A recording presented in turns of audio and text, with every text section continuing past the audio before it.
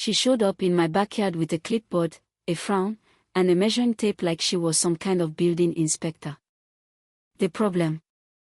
That wasn't her job. And that wasn't her land. Now, I'm a pretty patient guy. Been through enough in life to know which battles to pick. But when someone marches onto my property, tells me I'm out of code, and threatens me with fines over a garden fence I've had since before she even moved in, well, yeah. That's when the line gets crossed. Let me back up a sec. My name's Ben Foster. 61 years old, retired carpenter, spent most of my life building homes for other people.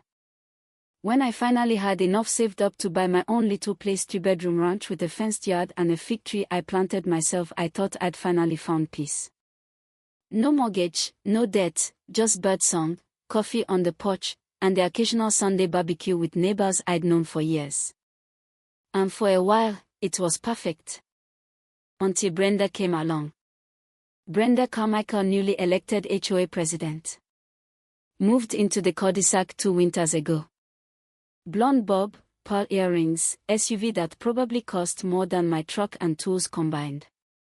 From day one, she acted like she'd been crowned queen of the block. Started sending out newsletters with words like compliance, community standards, enforcement initiatives. But nobody took it seriously at first. We figured it was just her way of trying to make friends. Until the letters turned into warnings. And the warnings turned into fines. And not small ones either. $75 for not edging your lawn. $100 for having non-regulation exterior lights. One guy got written up because his shed door was an eyesore. It was closed, mind you, just old. We all grumbled, but again, most of us just paid the fines and figured it'd blow over. Then she came after me. Now, I've got this 6-foot wooden fence in my backyard. Stained it myself. Not fancy, but solid, straight, does its job. Been there for over a decade. One morning, I see Brenda standing back there with her clipboard, scribbling something, measuring tape stretched from one post to the next. I walk out, ask if she needs something. She doesn't even look up. Your fence is in violation, she says, flipping through her binder. Code 3.14b, all fencing must adhere to current HOA guidelines. Yours exceeds the allowed height. I tell her, plain as day, that the fence was built long before any HOA existed, and it's never been a problem. She smacks that tight little smack that makes you want to throw your coffee and says, "We're updating the bylaws. Retroactive enforcement begins next month. You'll be receiving a notice." And sure enough, 3 days later, I get slapped with a $500 fine. Not a warning, a fine. Due immediately. For a fence that's been standing quietly for over 10 years. At this point, I'm thinking, okay, this lady's power tripping, but surely I can talk some sense into the board. So I go to the HOA meeting. Small room in the community center, maybe 20 people. Brenda's up front, gavel and all, like she's presiding over Congress. I try to speak, but she shuts me down with, "Public comment is closed." So I wait. And when the meeting ends, I pull aside one of the other board members, Ron, a retired firefighter, and ask what the hell's going on. He leans in, real quiet, and says, "She's rewriting everything. Wants the whole neighborhood to look like one of those master-planned communities.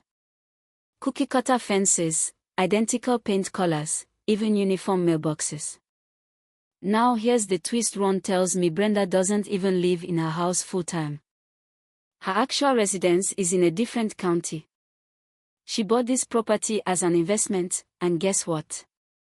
She's already flipped 2 other homes in the neighborhood. You starting to see the pattern? Yeah. She was turning our little blue-collar street into a curated real estate portfolio. And the fines? Just a tool to pressure folks into either selling or conforming. That's when I stopped playing nice. I dug up the original neighborhood deed. Turns out, our HOA had a grandfather clause. Structures built before its formation were exempt from any new cosmetic regulations, including fences. Better yet, I had a paper trail, photos, receipts, even a permit from the city dated before the HOA was formed. I made copies. Lots of them. Next HOA meeting, I didn't ask to speak. I waited until new business started, stood up, and handed out packets to every homeowner in the room. Told them what Brenda was doing. Showed them the documents. Even included a list of homes she'd found and flipped all public record. Brenda tried to stop me, of course. Bangs her gavel like she's at a Senate hearing. Mr. Foster, you're out of order. But by then, the room was with me. The real shift happened when Mary, an 83-year-old widow who'd lived here longer than anyone, spoke up.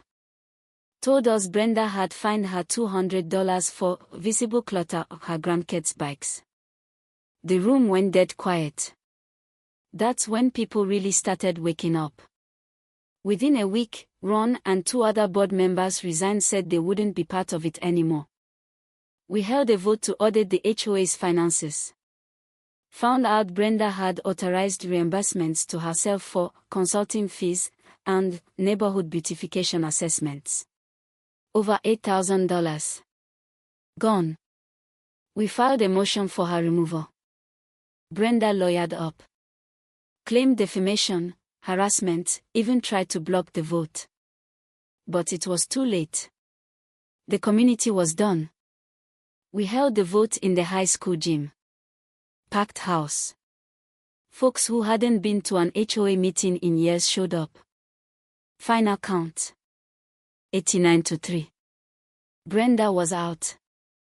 And the best part: when she stormed out red-faced, binder clutched like a lifeline, she shouted, "You'll regret this. I was trying to raise your property values." And someone in the back yelled, "We're trying to raise our kids, lady." Yeah. That happened. Now, the fence. Still standing. Still 6 feet tall. I stained it again last month, cherrywood this time. No more fines. No more threats.